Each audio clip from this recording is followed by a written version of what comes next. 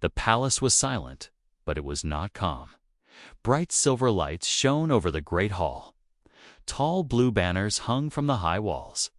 Golden guards stood in perfect lines beside the long black floor. On both sides of the hall, the nobles of the empire watched with cold eyes. And in the middle of all that power stood one human. Ethan Vale kept his face still. But his heart was beating hard inside his chest. He did not belong in that hall. Not really. This was the Queen's court. The center of alien power where one wrong word could end a life. Most of the nobles already hated him for being human. To them, humans were young, loud, emotional, and weak.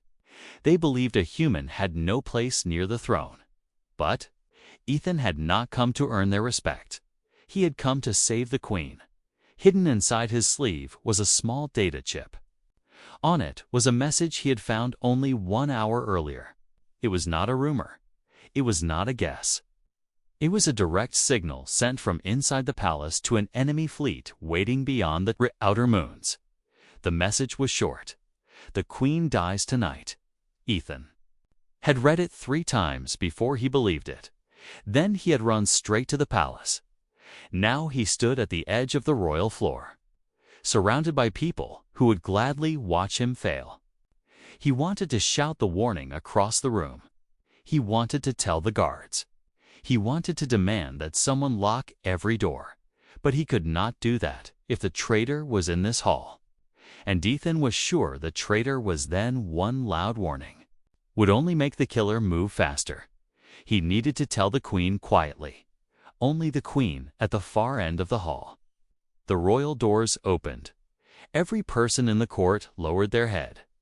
Queen Lyra entered like a living star. Her long silver robes moved across the dark floor without a sound. A crown of pale crystal rested above her calm eyes. She did not rush. She did not need to. The whole room bent around her as if the palace itself knew who she was. Ethan watched her come closer. And for 1 second, he almost forgot the danger. Almost then. He saw something that made his blood turn cold. Lord Varick, one of the oldest nobles in the court, stood near the throne with his hands folded behind his back. His face was calm, too calm. And on one finger he wore a black signet ring marked with the same broken star symbol Ethan had seen in the hidden message. Ethan's throat tightened. It was him, or at least, it was someone close to him. Queen Lyra moved down the line of guests, giving each one a single glance. She was only seconds away now. Ethan knew this was his only chance. If he missed it, the Queen could be dead before sunset. He stepped forward. A few guards looked at him at once. One noble gave a sharp, angry sound. The human moves without permission. But Ethan did not stop Queen. Lyra came near him, her eyes cool, unreadable. For a brief moment, she looked straight at him. Ethan saw intelligence there, strength, and maybe a warning. He lowered his head quickly, as if to show respect. Then he leaned closer. "My Queen," he whispered. "Someone here wants you dead." But at that exact second, Queen Lyra turned her face toward him. Everything happened in one small, terrible moment. Instead of his words reaching her ear, Ethan's lips touched hers. The world stopped. The music ended in the middle of a note. No one breathed for one long second.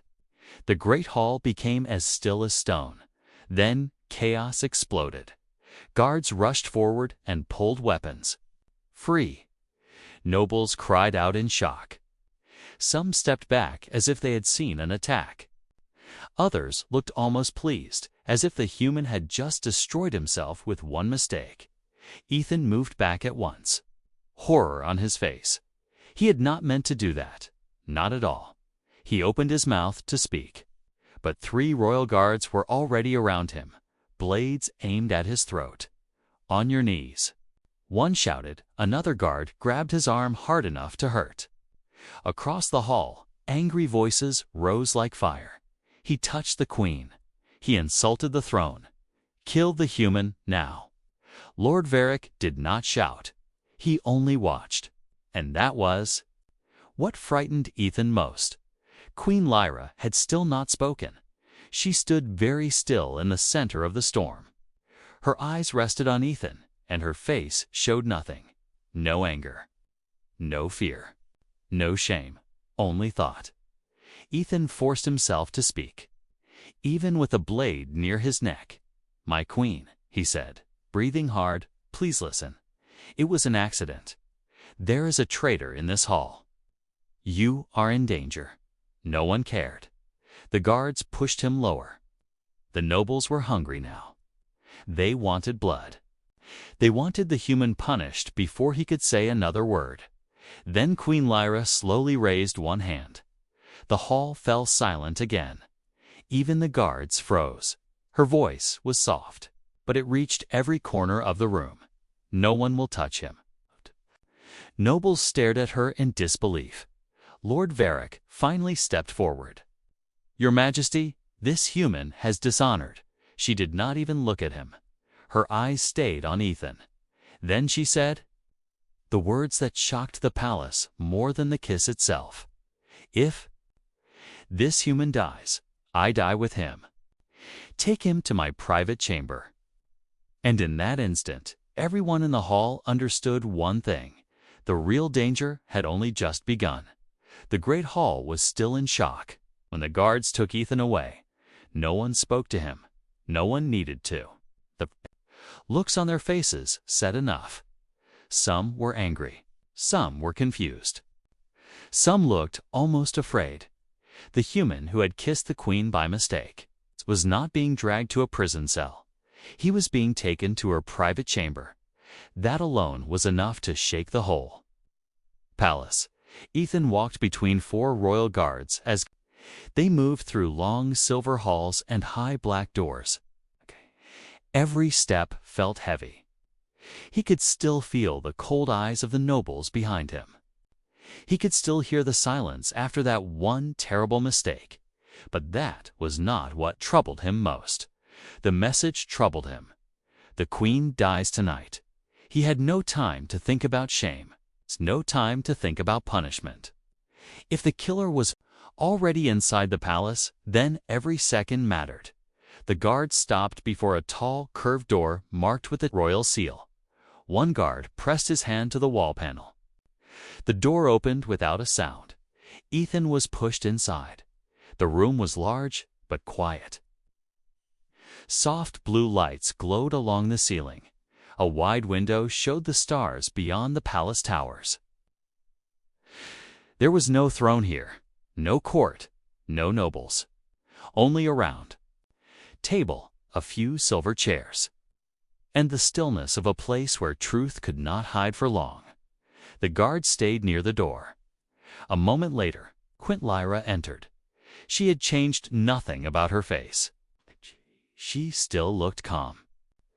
But now that they were alone, Ethan could see something deeper in her eyes, not anger. Careful thought, she stopped a few steps away from him. For a moment, neither of them spoke.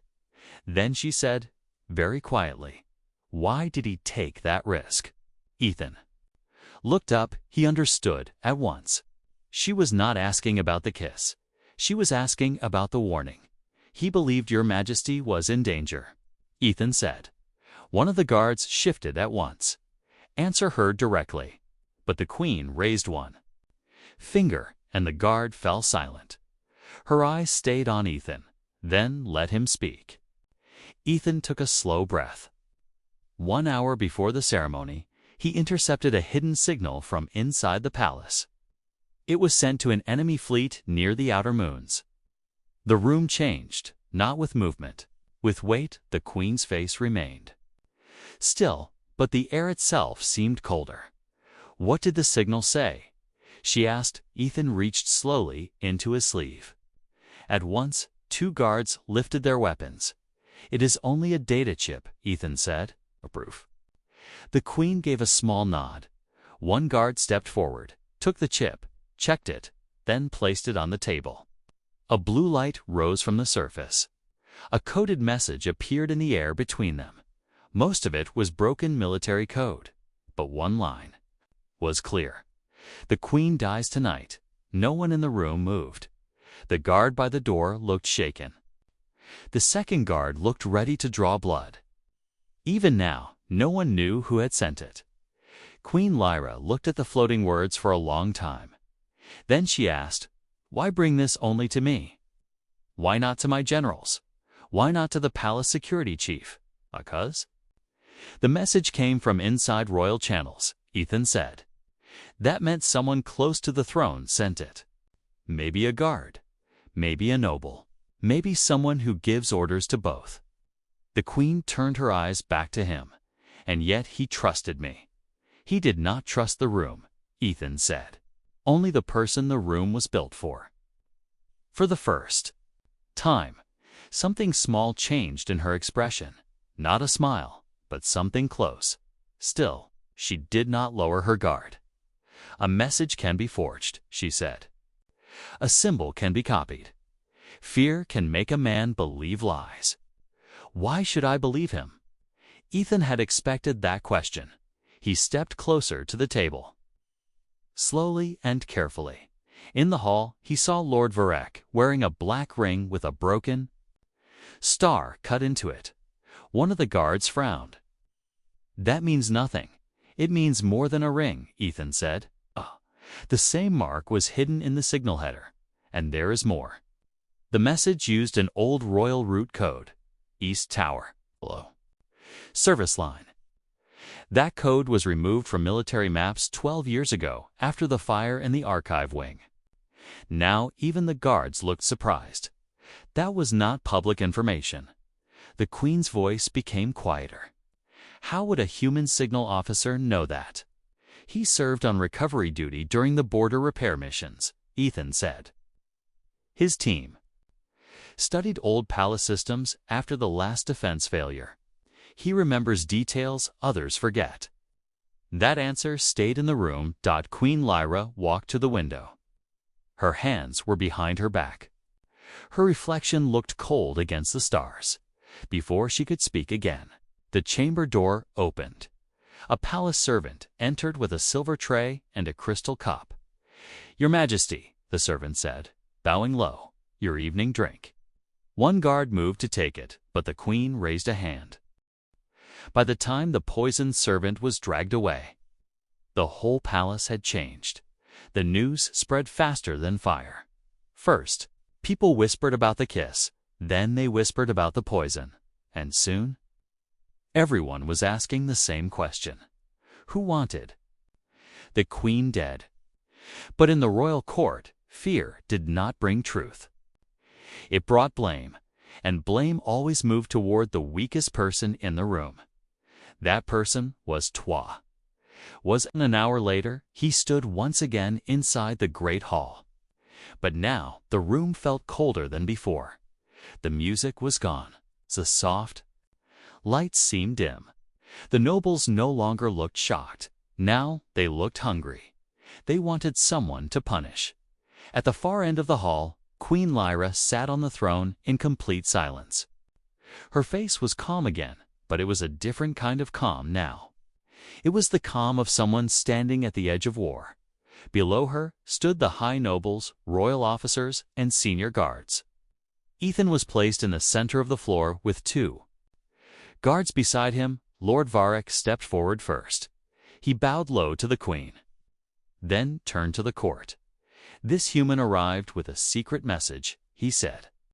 Moments later, a scandal shook this palace. Then poison was found inside the royal chamber. The pattern is clear. He turned his cold eyes on Ethan. He brought danger with him. A wave of low voices passed through the hall. Some nobles nodded at once. Others looked unsure, but none of them spoke for Ethan. A female noble with sharp gold markings on her face lifted her chin. "Why should we trust a human signal officer over our own court?" Another added. He forced himself close to the Queen. "It was an accident," Ethan said. The words were simple, but in that room they sounded weak. Lord Varek spread his hands as if he were the only reasonable man present. An accident? Perhaps. Or perhaps a move to distract us while his allies placed poison near the queen. Ethan clenched his jaw. He wanted to shout. He wanted to tell them that he had just saved their ruler. But he knew the truth. Angry men do not listen. Afraid men listen even less, so he stayed still. Queen Lyra finally spoke. "Do you have proof, Lord Varric?" Marek lowered his head. "Not yet, Your Majesty. But proof often arrives after damage is done." That line pleased the court. It sounded wise, it sounded careful. It also meant nothing.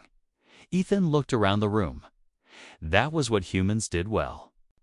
When others argued, Think watched. He watched the guards by the side doors. He watched the servants near the wall. He watched the nobles, who spoke too quickly, and the ones who stayed too quiet. Then his eyes stopped on something small, near the left. Side pillar. One palace guard had black dust on his glove. Burned dust, not normal dirt. Not from a hallway.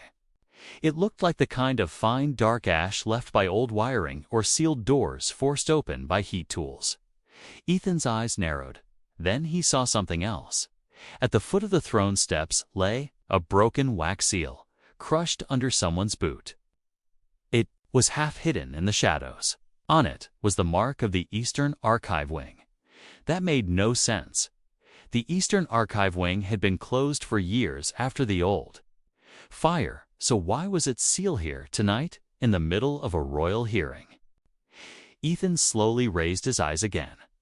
Lord Varric was speaking once more. "Your Majesty, if we delay, we risk another attack. The human should be placed in chains until the matter is finished." The court agreed quickly. "Chains. Lock him. Away. Question him under force." Ethan barely heard them now. His mind was moving.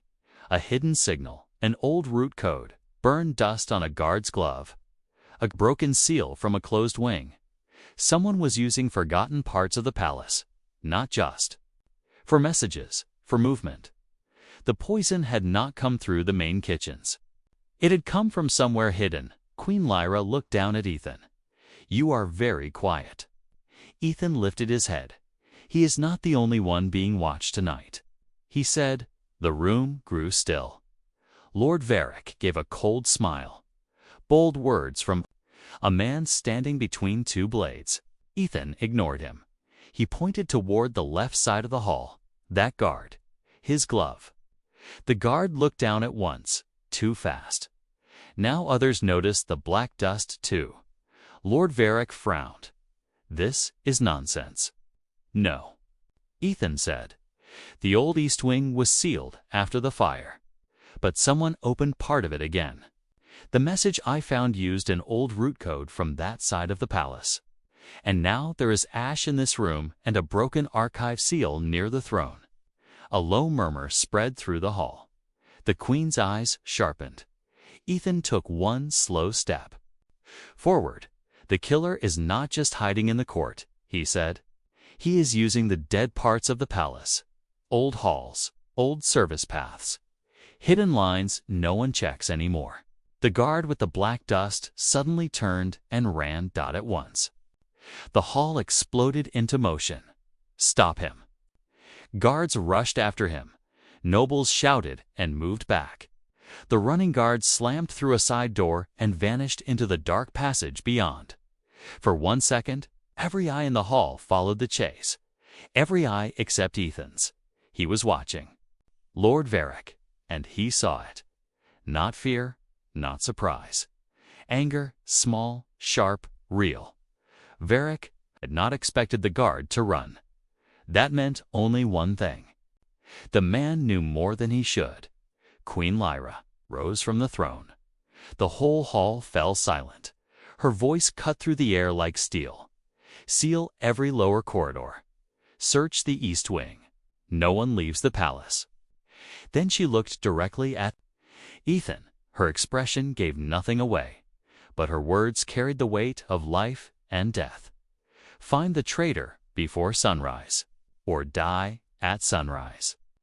And for the first time that night, Even Ethan felt cold, because now he understood the truth. He had not been saved. He had been given one last chance.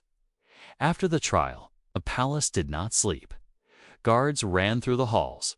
Doors were sealed. Orders were shouted across every level of the royal tower. Search teams rushed into the old East Wing, but they found only dust, broken walls, and cold silence. The guard who had run from the court was gone. It was as if the palace itself had swallowed him. Ethan was taken to a small waiting chamber near the lower stairs. 2 guards stood outside the door. Neither spoke to him. He sat alone at a metal table, replaying every moment in his mind. The poison, the broken seal, the black dust. Lord Barek's face. Something was still missing. Someone inside. The palace was moving in places no one watched anymore. And whoever that person was, he knew the palace better than the royal guards. A soft sound came from the door. Ethan looked up. Queen Lyra stepped inside. This time, she wore no crown. Her silver outer robe was gone too. She wore a dark-fitted coat, simple and light, made for movement, not ceremony.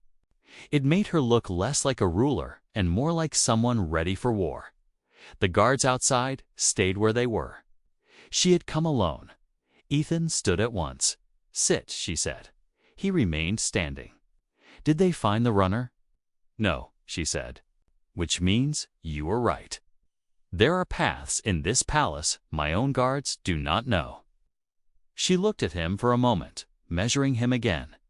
"Why did you watch Lord Varek in the hall?" Ethan answered at once, because everyone else looked shocked when the guard ran. Varek looked angry. The queen's eyes narrowed slightly. Angry? Yes. Not surprised. Not afraid. Angry, like something had gone wrong. That answer stayed between them. Then she reached into her coat and placed a flat metal key on the table. The palace was built in layers, she said. Every ruler added walls, towers, storage lines, and service paths. Some were closed, some were erased. From records, some were hidden on purpose. Ethan looked at the key. "There is a lower route beneath the old East Wing," she said. "Very few know it exists. I want to see it before sunrise." Ethan understood at once. "And you do not trust your own men to search it?" She did not deny it. "I trust very few people tonight," she said. "But the killer has already tried poison. That means time is gone. If there is a hidden control point below this palace, I need to know." Ethan gave one short nod. "Then he will go." For a second, the queen looked at him in a strange way. Not like a ruler looking at a subject, like a person trying to decide if she still remembered how to trust. A few minutes later, they left through a side corridor with no royal lights and no banners. Only one silent guard captain saw them go, and even he was told nothing. The passage ended at an old star map built into the wall. Queen Lyra touched 3 metal points on its surface. The map shifted with a low click, and a narrow door opened. Behind it, cold air flowed out of the dark. Ethan looked down the hidden stairwell. "You were serious." "I usually am," she said. They went down together. The stairs were old and steep. No light panels worked here. Only a small hand lamp in the queen's palm pushed back the darkness. Dust covered the walls, but not evenly. In some places it had been disturbed. Ethan noticed it at once. He stopped. "What is it?" she asked. He crouched near the wall and touched the stone. "The dust is broken here." Not one person. Maybe crates, maybe equipment. The queen looked down at the marks, then at him. "My guards missed that." "Your guards were looking for a man," Ethan said. "He was looking for a route." They moved deeper. Soon the air changed. It became warmer. A faint hum touched the silence power that should not have been possible in a dead lower passage. Ethan raised a hand. "There," At the end of the tunnel stood a sealed service door, half hidden behind old pipes. It looked dead, but a small line of pale blue light shone at its edge. The Queen stepped closer. This section was cut from the main grid years ago. Ethan ran his fingers over the lock panel. Someone had opened it recently with a heat tool. The metal around the seal was smooth and dark. "The black dust," he said quietly. "From the guard's glove." The hidden room went silent, not the quiet of peace, the quiet of danger. Queen Lyra stood near the main screen, one hand already moving toward the small pulse blade at her side. Ethan did not turn fast. Fast movement could get a man killed. He listened first, one step, then another, slow, careful, confident. Whoever was in the room was not afraid. A shape moved behind a row of dead screens. Then a man stepped into the pale blue light. He wore a palace guard uniform, but it was damaged and dirty. Black dust covered his sleeves. One side of his face was burned, old and ugly, as if he had survived the fire that had closed this lower wing many years ago. In his hand was a short plasma pistol. He smiled when he saw the Queen. "So," he said, "the hidden door finally opens for someone important." Ethan moved slightly to stand between the man and the Queen. The burned guard laughed. "The human again. He keeps appearing in the wrong place." Queen Lyra's voice was cold. "Drop the weapon." The man looked at her with something close to hate. "Your Majesty still gives orders down here. That is brave." His finger tightened on the trigger. Ethan did not think. He acted. He grabbed the metal chair beside the table and threw it hard across the room. The pistol fired at the same moment. Blue light flashed. The shot hit the screen behind the Queen, and glass exploded across the floor. The chair struck the guard in the chest. He crashed backward into the control panel. Ethan lunged forward. The man recovered faster than expected. He slammed the pistol into Ethan's shoulder, then drove his elbow into Ethan's ribs. Pain shot through Ethan's side, but he stayed on him. The pistol fell and skidded under the table.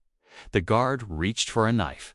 Before he could pull it free, Queen Lyra moved.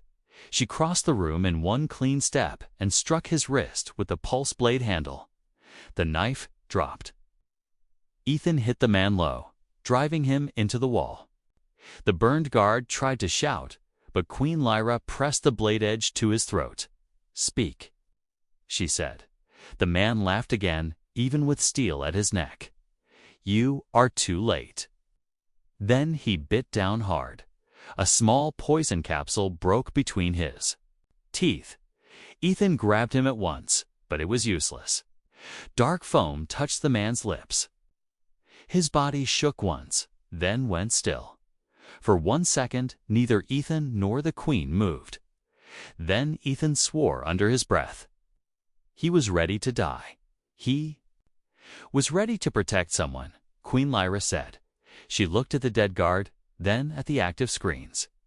A red line had appeared across one display. A countdown. Ethan stepped closer. "What is that?" The Queen's face hardened. "A palace system breach." He read the flashing symbols quickly. Not one breach. Many shield relays.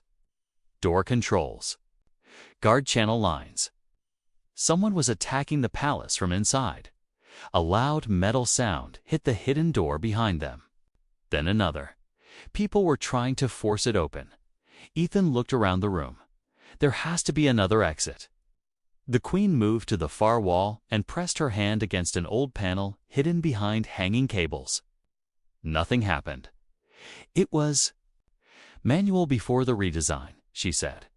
Ethan dropped to one knee, pulled away a lower plate, and found a rusted wheel lock. He turned it hard. It did not move.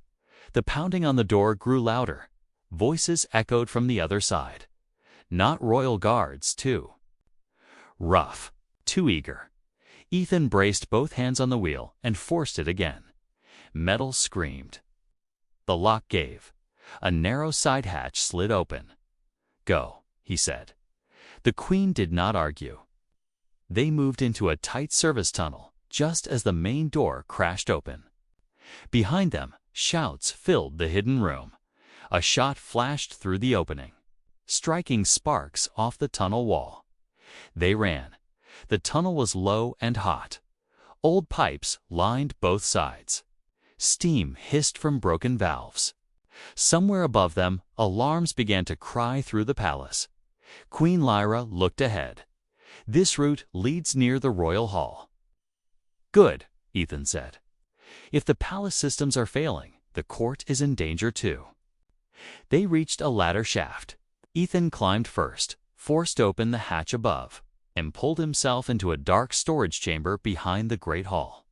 The noise hit them at once: screams, running feet, the deep warning sound of a failing shield system. Ethan looked through the half-open side door and saw chaos. The great hall was no longer a place of order. It was a battlefield. Nobles were rushing in every direction. Some guards fought near the throne steps. Others were down already. The side entrances had opened, and armed men in servant gray and guard black were pouring into the hall from hidden passages. Inside, attackers dot just as Ethan had feared. At the center of it all stood Lord Varric. He was not hiding now. He stood below the throne with one hand raised, speaking into a command device. His voice rolled through the hall speakers. "Secure the upper gates. Cut the west defense line. Bring me the Queen alive." Queen Lyra stepped from the storage chamber at once. 3 loyal guards near the throne saw her and shouted in relief. The Queen. Every head turned. Varric's face changed for the first time that night. His calm cracked. There, the attackers rushed toward her. Ethan grabbed a fallen shock staff from the floor and moved in front of the Queen. The first man reached them with a blade. Ethan struck his wrist, then drove the staff into his chest. Blue current burst. The man dropped hard. A second attacker fired from the left. Queen Lyra pulled Ethan down, and the shot burned the wall behind them. "Move," he said. They ran toward the throne steps while loyal guards formed a line around them. The hall filled with smoke from broken light panels. Alarm lights flashed red across the silver walls. Somewhere high above, a deep tremor shook the palace floor. Then the main window shields flickered and failed. The black night sky appeared beyond the giant crystal walls, and in that darkness, huge shapes moved warships. Not one, many enemy warships, sliding over the capital like shadows with engines. The whole hall saw them. The fighting slowed for one terrible second. Even the traitors looked up. Ethan stared through the glass as the first ship turned its weapons toward the city, and he understood the truth at last. This had never been only about killing the Queen. It was an invasion. For a few seconds, no one in the royal hall moved. The enemy warships outside the crystal walls were too large, too close, and too real. Their dark shapes blocked the stars over the capital. Red lights burned along their sides like open eyes. Panic spread through the hall at once. Some nobles fell to their knees. Some screamed for guards who were already dead. Others tried to run, but the side exits were blocked by smoke, broken doors, and armed traitors. The palace was breaking from both inside and outside. Queen Lyra stood on the throne steps, her face hard as steel. Around her, the last loyal guards formed a weak circle. They were too few, too tired. Too late, Lord Varric smiled. He stood below the throne with smoke behind him and chaos all around him. And somehow he still looked calm. "The city seized the ships," he said loudly. "Your rule is over, Your Majesty. Surrender now, and fewer people will die." Queen Lyra did not answer him. Ethan did. "No," he said. His voice was not loud, but something in it made people turn. He looked from the broken shield display on the wall to the flashing command device in Varric's hand. Then he looked up at the warships. "They are waiting," he said. If they wanted to destroy the palace now, they already would have fired. Varric's smile faded a little. Ethan stepped forward. "They need the palace systems down first." He said, "They need the gates open, the shield core dead, and the city command blind. This is not just attack. It is takeover." One of the royal generals, blood on his face, shouted back, "Then, what do we do? Our main grid is gone." Ethan pointed toward the lower levels. The old lower control room was only a relay. The real palace defense core is deeper, older. Manual. If someone reaches it, the inner shields can still come back. A noble stared at him in disbelief. A human knows this. Ethan did not waste time answering. Queen Lyra looked at him sharply. "Can it be done?" "Yes," Ethan said. "But not from here. Someone has to go down through the reactor paths, restart the core by hand, and send a false signal to the ships. If they believe the palace is already theirs, they will hold position." Instead of firing, the general shook his head. "The reactor paths are unstable. Half the locked doors are dead." "Then we stop waiting for perfect," Ethan said. "We use what still works." That was the human thing in him, not the strongest. Body, not the highest rank. The refusal to freeze. Another tremor shook the hall. One crystal panel cracked. Far below, somewhere in the city, an explosion rolled through the night. The queen made her choice. She stepped down one level of the throne and raised her voice across the hall. "The human stands with me," T said. "My command is his command." The room fell still again, even now, even in fear. Those words carried power. The nobles who had mocked him now looked at Ethan in silence. The loyal guards straightened. Even the general lowered his head once. Varric's face grew colder. "You trust him more than your own blood." Queen Lyra's eyes never left Ethan. "Tonight, yes." That one answer hit Varric harder than a blade. Ethan moved fast. He pointed at 3 loyal guards, the wounded general, and 2 palace engineers hiding behind a broken column. "You come with him," he said. "The rest, hold this hall. Lock every upper gate you can. Keep Varric away from the throne controls." The general frowned. "You give orders well for a dead man." Ethan picked up a fallen command pad and checked the failing defense lines. "Then help him live." They moved at once. Queen Lyra stepped close before Ethan left.